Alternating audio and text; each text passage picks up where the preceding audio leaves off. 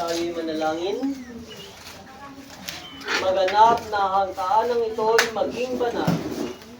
Ang lahat ng masasamang espiritu ay lumayo dito. Sa kapangyarihan ng Panginoon Kristo, ang kalusugan, kaligayahan at kalaranan siya may pagkalog sa lahat ng nananahan dito. At sino mang papasok dito. Sa pamagitan ng Kristo, aming Panginoon. Amen. Dito po tayo sa loob. Pumasok kayo na bayan ng Diyos sa tahanan ng kanyang mga anak. Sa aming pagpasok o makapangyarihan Diyos, naway maging kalugod-lugod sa iyo, pagpalain at pakabanalin ang tahanang ito. Katulad ng iyong naging kasiya sa pagpapala mo sa tahanan ni Isaac, Abraham at ako. At naway ang mga anghel ng kaliwanagan ang siyang manatili sa loob ng gusali ng tahanang ito, upang sa pamagitan ng iyong anak na si Jesucristo naming Panginoon ay mapangalagaan ang tahanan ito. Pagpalain mo, Panginoon, ang mga kandilang ito sa ikaliliwanag ng tahanan ito, at naway ang mga anghel ang manahan dito sa pamagitan ni Jesucristo aming Panginoon. Amen.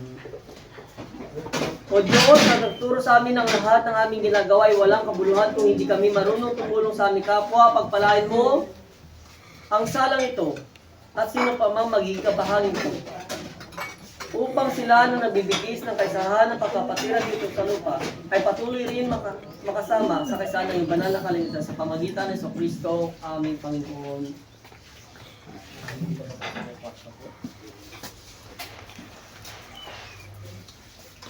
Iligtas mo kami sa aming pag-isip, Panginoon, at subaybay mo kami sa aming pagtulog.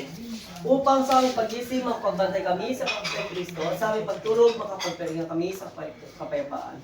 Maging man sa pagtulog ay dapat nating alalahanin ang Panginoon at palaging isipin sa ating pag-isip. Tayo manalangin. O makalangit naman na patuloy nagtatanggol sa iyong mga anak sa pamagitan ng biyaya, pagpalain mo ang silid tulugan nito at sino mang magiging bahagi nito, nang sa kanilang pag-ising sila magpapasalamat sa iyong pagsagala at sa kanilang pagtulog makapagpahinga sa iyong piling sa pamagitan ni Jesucristo aming Panginoon.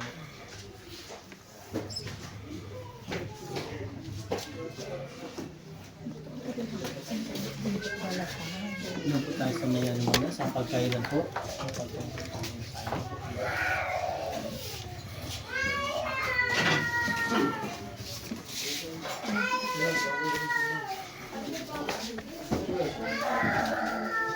Ang lahat ay nakatulong sa iyo, Panginoon. Ikaw na nagkakalog ng pagkain sa lahat ng panahon.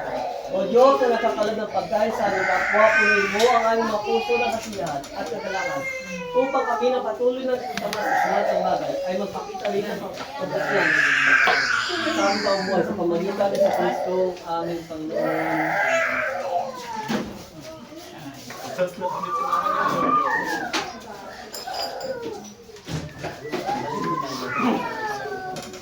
Basta nga yung ano mo, Jillian eh. Dito po, walang magpupulot.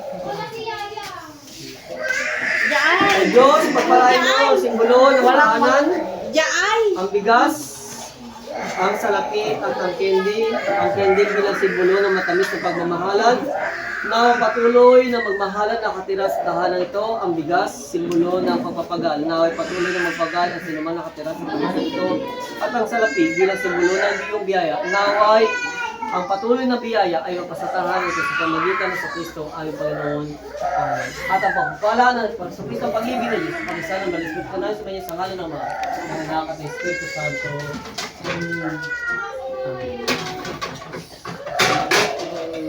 Iisapin na lang po natin yan. Ikaw na lang, mama. Pababa to, hanggang sa marto, pati dito.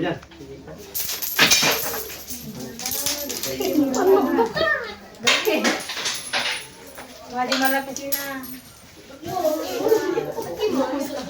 Ayo, duduk-dudukan! Kay mandudog. Yay! Abong.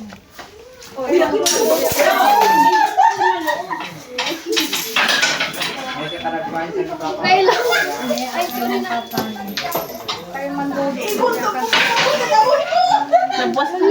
Atay Ken, paano sa inyo yung sabihin? Ayok yan. Ipapanis mo. Kaya Lucas, nana, ito kang tatamihan, tapos ito malilinis dyan.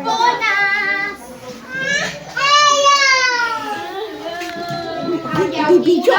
Naloob na eh. Naloob. May subarya namin naloob. Pulo ka kailan sa loob. Pamingting. Reklamo. Mareklamo kini. Sige na. Manang na. Yung araman, di ba? Manang na dito. Hindi mas yung Ayayin niya, okay lang pala. Wala ka magkukulo si Kabudis. Sige, abay ba ako sila? Korta yung panay. Ay, baka mo na yung ante mo. Si Mandudo si kanila ba? Sige, labo ito. araman. Ken, di jala ay di, dirji ay, ano ka ngaran mo, di jala ay.